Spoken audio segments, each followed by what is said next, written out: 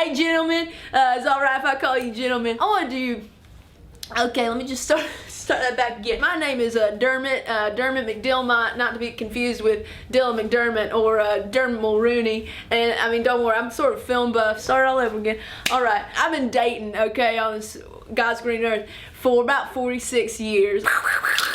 Oh yeah, that's my gun. It sort of went off. I want to do something for you guys. Share with you the research formula that I have developed. It's called the Universal Hot Crazy Matrix. Matrix, what about what? He's dodging bullets or something, wearing like one of them long coats? No man, I'm not talking about Keanu Reeves Matrix. This is what the structure of the Universal Hot Crazy Matrix looks like. In terms of crazy in women, I mean, they've gone together like bread and butter, you know, since the days of ancient Greeks. So a Greek term for uterus is actually where we derived our word hysteria. Back then, there was this idea that women might get a wandering uterus. If they're too sexually unfulfilled, their uterus will start to wander, and then they'll start doing all sorts of hysterical things. The term loony bin derives from lunacy, which actually means a monthly period of insanity brought on by the moon. Now that doesn't sound like a description of a menstrual cycle. I don't know what does. By the 20th century,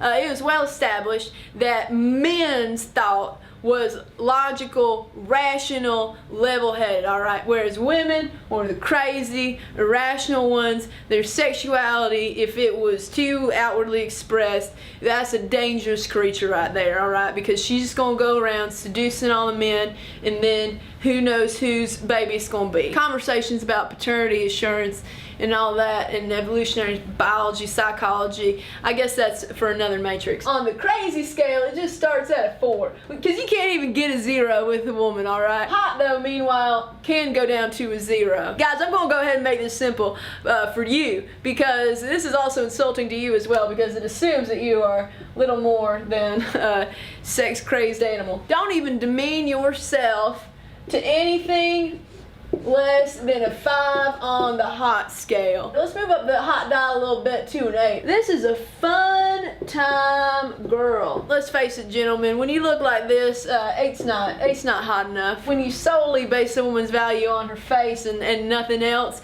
you gotta aim high, otherwise you're gonna be left with nothing, because all you're really doing is reducing a person down to a shell of herself, and if you don't like how that shell looks every day, you are going to be up a creek without a paddle, man. You dare cross above the line from a 5 and up on the hot scale, but go above that crazy line, man, you are in the danger zone. Do not date these women. Stay away from the redheads, even though it's based on absolutely nothing. Stay away from women named Tiffany, because that's a joke about stripper names. Maybe have sex with them, you know, but don't give them your number, because they will call. Let's get back down below the crazy line where things are all right again. You're below 7 on crazy scale, but you're in the 8 to 10 hot zone.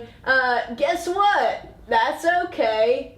To date, according to cinematic tropes, is that she's still got enough crazy in her that she will be willing to engage in premarital sex of the wild kind with you. Date that woman, have plenty of sex with her, but listen, don't marry her. In order to live with her, you gotta bring that crazy down a notch. That's when you get into the marriage zone. She doesn't have a lot of opinions. As long as I got money, my face doesn't matter, but she needs to be hot. Okay, what's this little box here, alright? Isn't that the married spot? A 4 on the crazy scale, an 8 to 10 on the hot scale. That's not a woman. That right there is a word that I'm even uncomfortable saying on this video. That's a tranny. Only one not that crazy has to be a man. Really, the fact that I might find this person right here attractive terrifies me, because it then leads to suggestions in my mind that I might be homosexual. That like challenges my idea of masculinity, what manhood is, like how I should have sex, how the fluidity of sexuality. It's a lot easier